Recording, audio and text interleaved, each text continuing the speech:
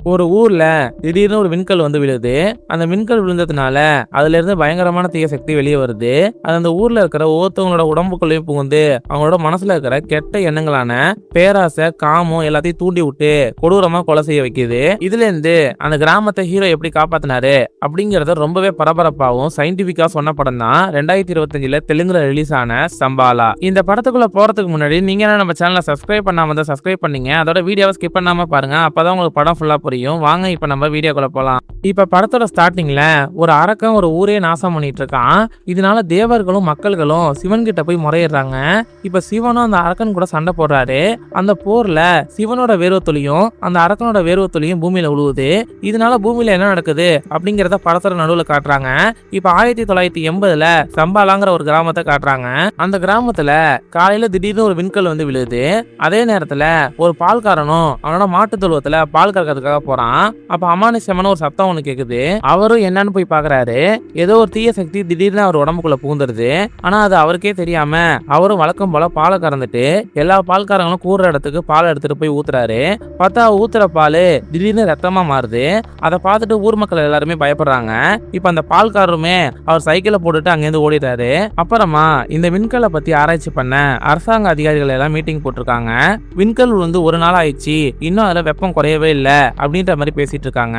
அப்ப அங்க ஒரு பயந்து போன அதிகாரியும் இது சாமியோட வேலையை கூட இருக்கலாம், எனக்கு உயிருக்கு பயமா இருக்கு, நான் வரமாட்டேன் அப்படின்ற மாதிரி சொல்றாரு. அப்ப அந்த மேலதிகாரி சொல்றாரு, உன்னை யாரும் போக சொல்லல, சுத்தமா கடவுள் நம்பிக்கை இல்லாத சயின்ஸை மட்டும் நம்புறாலதான் நாங்க அமுச்சு வைக்க போறேன், அதுக்கு விக்ரம் தான் சரியா இருப்பான் அப்படின்ற மாதிரி சொல்றாரு.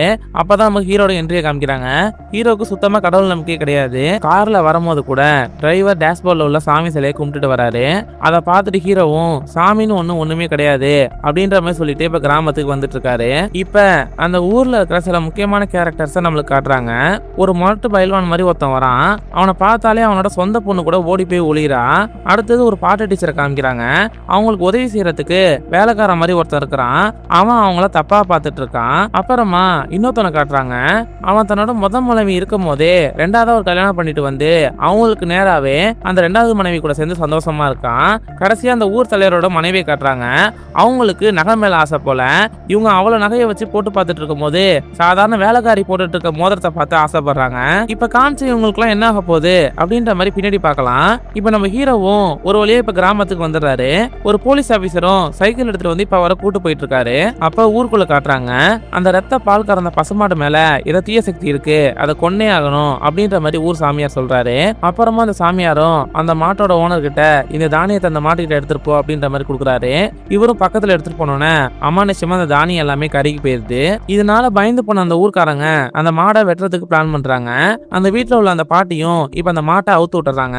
இப்ப ஊர்க்காரங்க எல்லாருமே அந்த மாட்டை துரத்திக்கிட்டு வெட்டுறதுக்காக போயிட்டு இருக்காங்க. அப்ப நம்ம ஹீரோவும் சைக்கிள்ல வந்துட்டு இருக்காரு. அந்த மாட்டை துரத்துறத பார்த்தோன்னே இப்ப இவரும் சைக்கிள் எடுத்துக்கிட்டு வேகமா அவங்கள ஃபாலோ பண்ணி போறாரு. ஒரு கட்டத்துல அவங்களுக்கு முன்னாடி போய் அவங்க எல்லாத்தையுமே அடிச்சு இப்ப மாட்டை காப்பாத்துறாரு. இந்த பக்கம் அந்த சாமியாரும் விண்கல் விழுந்த இடத்துல பூஜை நடத்திட்டு இருக்காரு. அப்ப கரெக்டா தேங்காவும் பத்தி எரியுது. அந்த இடத்துக்கு நம்ம ஹீரோவும் அந்த மாட்டை கூட்டிட்டு வராரு. அதை பார்த்தோன்னா தலைவரோட தம்பியும் இப்ப அவரை அடிக்க வரான். இவர் அரசாங்க அதிகாரிங்கிறதுனால இப்ப போலீஸும் அவனை தடுக்கிறாங்க. அப்புறமா நம்ம ஹீரோக்கும் அந்த பூசாரிக்கும் ஒரு வாக்குவாதமே நடக்குது. மூட நம்பிக்கையில நீங்க இதெல்லாம் பண்றீங்க அப்படின்ற மாதிரி நம்ம ஹீரோவும் சொல்லிட்டு இருக்காரு. அப்புறமா அந்த பூசாரியும் இதெல்லாம் பத்தி உங்களுக்கு தெரியாது தம்பி, இதெல்லாம் தீய சக்தியோட வேலை அப்படின்ற மாதிரி சொல்றாரு. அப்புறமா நம்ம ஹீரோவும் அங்கேயே ஒரு டென்ட் போட்டு தங்கிட்டு அந்த மாட்டோட பாலெல்லாம் எடுத்து டெஸ்ட் பண்ணிட்டு இருக்காரு. அப்ப நம்ம பூசாரியோட பொண்ணுன்னு சொல்லிட்டு ஒருத்தவங்க வராங்க. அவங்களும் வந்து ஹீரோ கிட்ட சீக்கிரம் இந்த பிரச்சனையெல்லாம் முடிச்சு வைங்க அப்படின்ற மாதிரி சொல்லிட்டு இப்ப அவங்களும் அங்கே கிளம்புறாங்க. அப்புறமா கான்ஸ்டபிளோட சின்ன பொண்ணை காட்டுறாங்க. அவங்களும் நம்ம ஹீரோ கூட பழக ஆரம்பிக்கிறாங்க. ஆனா அந்த பொண்ணுக்கும் மனநல சரியில்லாதனால ஊர்ல உள்ள யாரும் அந்த பொண்ணு கூட பேசவோ பழகவும் மாட்டாங்க. ஆனா ஹீரோக்கும் அந்த சின்ன பொண்ணை பிடிச்சிருக்கு. அதனால அந்த சின்ன பொண்ணும் நம்ம ஹீரோ கூடவே இருக்கு. அன்னைக்கு நைட்டு காமிக்கிறாங்க. அந்த பால்காரனும் மனச மாதிரி இல்லாம மிருகம் மாதிரி இப்ப சாப்பிட்டுட்டு இருக்கான். அப்புறமா தண்ணியில போயிட்டு முகத்தை பாக்குறான். அவனுக்கு ஒரு அமானுஷ்யமான உருவம் தெரியுது. அதை பார்த்து இப்ப அவனே பயப்படுறான். அடுத்த நாள் காலையில அந்த பால்காரனும் இப்ப ஹீரோட டென்ட்டுக்கு வரான். வந்து மாட்டை அவுக்குறான். அதை பார்த்தோன்னா ஹீரோவும் இப்ப தடுக்கிறாரு. ஒரு கட்டத்துல இப்ப அவங்க ரெண்டு பேருக்குமே சண்டை வந்துருது. இப்ப அந்த பால்காரனும் நம்ம ஹீரோ தண்ணிக்குள்ள வச்சு அமுக்குறான். நம்ம ஹீரோக்கு இப்ப மூச்சு முட்டுது. இப்ப எங்கேயோ அடிக்கிற மணியோட சத்தத்தினால அந்த பால்காரனுக்கும் ஏதோ ஆகுது.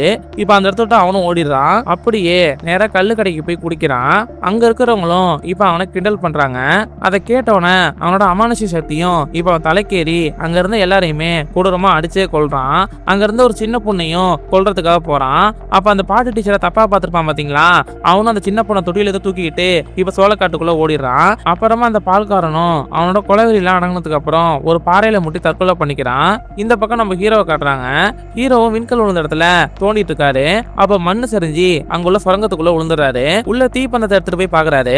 பார்த்தா தியான நிலையில உட்கார்ந்துருக்க மாதிரி ஒரு எலும்பு கூடு ஒண்ணு இருக்கு. அப்புறமா டாக்டரும் அந்த பால்காரனோட போஸ்ட்மார்டம் ரிப்போர்ட் கொடுக்கறதுக்காக இவரை கூப்பிட்டுருக்காரு. இவர் போனதுக்கு அப்புறம் அந்த டாக்டர் இவர்கிட்ட சொல்றாரு, இவ்வளவு கொடூரதி பண்ணது இந்த பால்காரன் இல்ல, அவன் கழுத்துக்கு பின்னாடி புகுந்த ஏதோ ஒரு சக்தி தான் அவனோட மூளையை ஃபுல்லா கட்டுப்படுத்தி அவனை இந்த மாதிரி கொலையெல்லாம் பண்ண வச்சிருக்கு அப்படின்ற மாதிரி உண்மையெல்லாம் சொல்லிட்டு இருக்காரு. இப்ப அந்த பாட்டு கிளாஸ் டீச்சர் வீட்டுல வேலை பார்க்குற வேலைக்காரன் கழுத்துலயும் அதே மாதிரி அடையாளம் தெரியுது. அவனும் இப்ப மிருகம் போல சாப்பிட ஆரம்பிக்கிறான். ஹீரோவும் இப்ப அவனுக்கு மயக்க ஊசி போட்டு ஆம்புலன்ஸ்ல அமுச்சு வச்சிடறாரு. ஆனா அவனும் இப்ப ஆம்புலன்ஸை உடச்சுக்கிட்டு அங்கேயிருந்து தப்பிச்சு வந்துடுறான். இந்த பக்கம் நம்ம பாட்டு டீச்சரும் இப்ப குளிச்சுட்டு இருக்காங்க. அப்ப ஏதோ ஒரு சத்தம் கேட்குது. கேட்டோன்னா அவங்களும் இப்ப பயந்துகிட்டு அவங்க ட்ரெஸ் எல்லாம் போடுறாங்க. பார்த்தா நம்ம ஊர் பெரியவரோட தம்பி தான் இப்ப அவங்க கிட்ட வந்து ரொமான்ஸ் பண்ணிட்டு இருக்கான். பார்த்தா இவங்க 2 பேரும் ஏற்கனவே லவ் பண்றாங்க போல. மறுபடியும் அந்த சத்தம் கேட்குது. உடனே அந்த ஊர் தலைவரோட தம்பியும் போய் பாக்குறான். அப்ப அந்த வேலைக்காரனும் அங்க வந்து அவனை அடிச்சு துரத்தி விட்டுட்டு இப்ப டீச்சரை இழுத்துட்டு போயிடுறான். இப்ப டீச்சரை ஒரு வட்டியப்பூர்ல இழுத்துட்டு போய் போட்டு அவங்க கிட்ட தப்பா நடந்துட்டு இருக்கான். இப்ப டீச்சருக்கும் மயக்கம் தெரிஞ்சதுக்கு அப்புறம் இப்ப அவங்களும் பயந்து சோளக்காட்டுக்குள்ள ஓடுறாங்க. இப்ப அவனும் துரத்திக்கிட்டு போறான். இந்த பக்கம் அந்த தலைவரோட தம்பியும் அந்த கான்ஸ்டபிள் நம்ம ஹீரோ எல்லாரையும் கூப்பிட்டு போய் அந்த காட்டுக்குள்ள தேடிட்டு இருக்கான். அப்ப பார்த்தா அந்த வேலைக்காரனும் இப்ப டீச்சரை அந்த சோளக்காட்டுக்குள்ளே துரத்திட்டு இருக்கான். ஒரு கட்டத்துல டீச்சரை இப்ப புடிச்சு அவங்க கிட்ட தப்பா நடந்துக்கிறான். அப்புறமா இவங்களும் அவனை பாத்துறானோ. பார்க்கும்போது கரெக்டா டீச்சர் தலையில கள்ள தூக்கி போட்டுட்டு இப்ப அவனும் அங்கேருந்து ஓடிடுறான். இப்ப ஹீரோவும் கான்ஸ்டபிளும் அவனை துரத்திக்கிட்டே போறாங்க. அவனும் இப்ப ஒரு எரியிற வைக்கப்பொருட்குள்ள போய் விழுந்துடுறான். அப்புறமா அவனும் எரிஞ்சு செத்து போயிடறான். இப்ப நம்ம ஹீரோவும் பக்கத்துல போய் பாக்குறாரு. அவன் உடம்புல இருந்து ஒரு கருப்பு புகை மாதிரி வந்து இப்ப பாட்டிலுக்குள்ள போறது. அதை பார்த்தோன்னா ஹீரோவும் இப்ப ரொம்பவே ஷாக்கா வராரு. இப்ப அடுத்த நாள் காட்டுறாங்க. நம்ம ஹீரோவும் அந்த பூசாரியோட பொண்ணும் இப்ப அந்த சுரங்கத்துக்குள்ள போய் பாக்குறாங்க. பார்த்தா அங்க ஒரு விசித்திரமான சிம்பிள் இருக்கு. அதை பார்த்தோன்னா நம்ம ஹீரோக்கு இப்போ ஒரு ஞாபகம் வருது. கான்ஸ்டபிளோட பொண்ணும் இதே மாதிரி ஒரு சிம்பிளை இப்ப பேப்பர்ல வரைஞ்சிருப்பாங்க. உடனே ஓடி போய் நீ இந்த சிம்பிளை எதை பார்த்து வரைஞ்ச அப்படின்ற மாதிரி கேக்குறாரு. உடனே அதுக்கு அந்த பொண்ணு சொல்லுது, நம்ம கோயில்ல உள்ள சிம்பிளை பார்த்தா நான் வரைஞ்சேன் அப்படின்ற மாதிரி சொன்னோன்னே இப்ப ஹீரோவும் அந்த பூசாரியோட பொண்ணு இப்ப அந்த இடத்துக்கு போறாங்க. போனா அங்க அந்த சிம்பிள் இருக்கு. உடனே ஹீரோவும் இப்ப ஒரு தீப்பந்தத்தை எடுத்து அந்த சிம்பிளுக்கு நேரம் நீட்டுறாரு. பார்த்தா இப்ப அதுல எழுத்துக்கள் எல்லாம் வருது. இப்ப ஹீரோவும் அதை படிக்க ஆரம்பிக்கிறாரு. இப்ப நமக்கு ஸ்டார்டிங்ல காமிச்சிருப்பாங்க பாத்தீங்களா, அந்த சிவனும் அரக்கனும் சண்டை போடுற மாதிரி அவங்களோட வேர்வை தொலி கூட பூமியில உழுற மாதிரி காமிச்சிருப்பாங்கல்ல. நம்ம சிவனோட வேர்வை தொலி பூமியில உழுந்ததுக்கு அப்புறம் நிறைய திவ்ய சக்திகள் உருவாயிருக்கும். ஆனா அதே நேரத்துல அந்த அரக்கனோட வேர்வை தொலி பூமியில உழுந்ததுக்கு அப்புறம் இந்த அமானுஷ்ய சக்தி உருவாயிருக்கும். இந்த அமானுஷ்ய சக்தி ஒருத்தரோட உடம்புக்குள்ள பூந்துச்சுன்னா அவங்களோட கெட்ட எண்ணத்தை அதிகமாக்கி அவங்கள அதை பண்ண வச்சு கடைசியில அவங்கள கொன்னுடும் அப்படின்ற மாதிரி அதுல போட்டிருக்கோம். அப்புறமா பழங்காலத்துல ஒரு பொண்ணு உடம்புல கூட இது போயிருக்கும். அந்த பொண்ணும் அவரோட குருவோட அறிவுரைப்படி ஒரு குகைக்குள்ள போய் தியானத்துல உட்காந்துருவா. அந்த ஊர் மக்களும் அந்த குகையை பெரிய பாறையை வச்சு அடைச்சிருவாங்க. அதுக்கப்புறமா அந்த பொண்ணும் ஜீவசமாதி அடைஞ்சிருவா. அவ கூட சேர்ந்து அந்த அமானுஷ்ய சக்தியும் அந்த குகைக்குள்ளேயே மாட்டிட்டு இருந்திருக்கும்.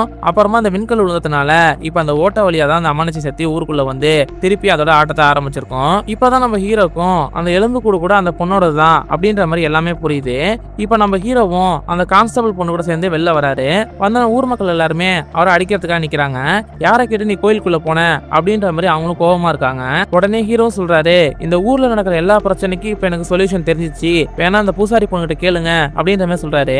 பார்த்தா அந்த பூசாரி பொண்ணையும் காணும். இப்ப உடனே ஹீரோ சொல்றாரு, நீங்க வேணா பூசாரி பொண்ணை கூட்டுவாங்க, அப்பதான் உங்களுக்கு எல்லா உண்மையும் புரியும் அப்படின்ற மாதிரி சொல்றாரு. இப்ப பூசாரியும் அவர் பொண்ணை கூட்டு வராரு. பார்த்தா சின்ன பொண்ணா இருக்கு. ஆனா நம்ம ஹீரோ பார்த்ததும் ஒரு பெரிய பொண்ணு. உடனே நம்ம ஹீரோவும் அந்த கான்ஸ்டபிளோட பொண்ணு கிட்ட நம்ம கூட தேவின்னு ஒரு அக்கா இருந்தாங்கல்ல, இவங்கள்ட்ட சொல்லு அப்படின்ற மாதிரி சொல்றாரு. உடனே அந்த பொண்ணும் அக்கா அப்படின்ற மாதிரி கோயிலுக்குள்ள உள்ள அம்மனை பார்த்து கையை காட்டுது.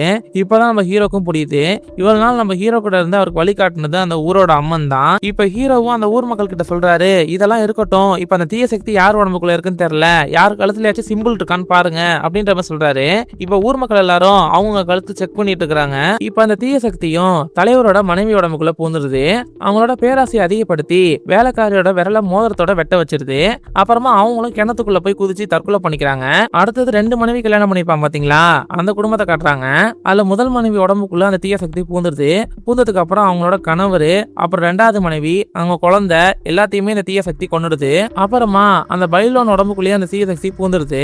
இப்ப பைல்வானும் வேகமா வீட்டுக்கு வரான். அவன் பொண்ணு அவனை பார்த்து பயப்படுறான். அப்புறமா வீட்டை விட்டு வெளில ஓடுறான். இப்ப பைல்வானும் வெளில வந்து கத்திட்டு இருக்கான். அப்ப நம்ம ஹீரோவும் கரெக்டா வந்து அந்த பைல்வான் கூட சண்டை போறாரு. ஒரு கட்டத்துல ஹீரோவும் அங்க பக்கத்துல இருக்கிற மணியை எடுத்து அவன் தலையிலேயே அடிக்கிறாரு.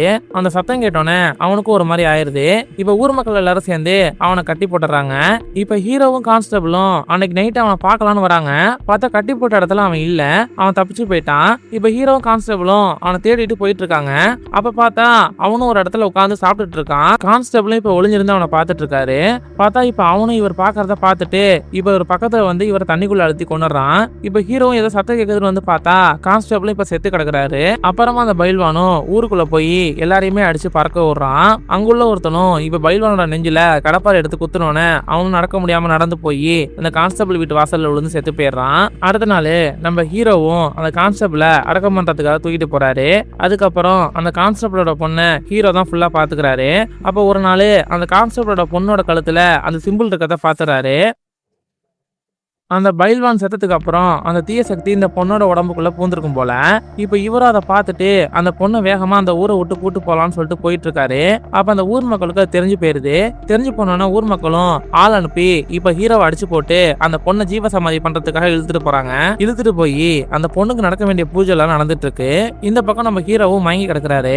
அப்ப தேவி உருவத்துல வர அம்மனும் இப்ப நம்ம ஹீரோவை கிளப்பி போய் அந்த பொண்ணை காப்பாத்து அப்படின்ற மாதிரி சொல்றாங்க. இப்ப நம்ம ஹீரோவும் கிளம்பி போய் அங்க உள்ள எல்லாரையுமே அடிச்சு பறக்க விடுறாரு. ஆனா அவனும் ஹீரோ ஒரு கட்டத்துல புடிச்சுக்கிட்டு இப்ப அந்த பொண்ணை அந்த கோயிலுக்குள்ள இழுத்துட்டு போறானோ.